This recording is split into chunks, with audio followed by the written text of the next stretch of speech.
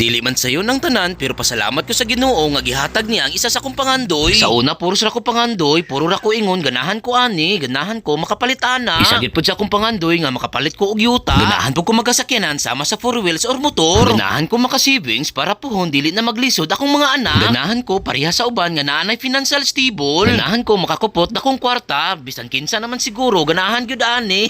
Makaingon ko, ambisyoso ko sa akong unahuna. Pero kining tanan akong pangandoy dili lang ni para sa ako syempre para pud ni sa akong pamilya sa muta sa mga anak. Unta kining tanang pangandoy nako matinuod. Wala maimposible sa Ginoo, di ba? Basta mangayo ka, hatagan ka. Pero maglihok pud ka kay dili maabot imong pangandoy, wala ka galihok uban sa pag-ampo sa Ginoo. Dili man sayon pagkabot sa imong pangandoy pero trust God. Ihatag niya pero tanan pagsulay magian nimo, dili diha ihatag sa Ginoo imong pangandoy. Busa ka mo diha nga puno sa pangandoy padayon ayaw ug undang. Tabangi mong kaugalingon, ayaw salig sa uban, ikaw mismo ang maningkamot para maabot ang pangandoy nimo. Ug mao kini ang isa sa akong pangandoy nga makanigosyong gamay. Bahala ginagmay basta kanunay lang ang income. Dili lang nimang negosyo, samot na nga gasugod pa lang ka. O samot na nga pagkaon imong ginegosyo. Kay dili jud mawala sa atong unahuna nga negative. Sama nang naabay mo palit or mukaon sa atong pagkaon nga baligya. Cool bagi di ay no, pero dapat di ay think positive lang gyud ta. Ug dako kayo kong pasalamat kay giganahan sila sa atong gamayng negosyo nga bipares ug pork barbecue. Nakaingon ko ana kay tungod dindot ilang feedback ug gabalik-balik jud sila. Salamat di sa atong mga customer ug salamat kayo sa inyong suporta. Ubay-ubay na jud tawon ang nakatilaw sa atong beef pares ug pork barbecue. Sa mga nang dine-in ug nag-take out, salamat kayo. Ang nakanindot pod aning baligya nato kay free sabaw ra ta nga ini. Ug pasensya day kayo mga kabay tutors kung karon pa ko kapos. Wala gid dayon ko ka-update aning gamayng negosyo nako. Tungod na busy kayo ko, halos wala na gani ko time mag-cellphone. Dayon na timingan pa jud nga gihilantan kog pila ka adlaw.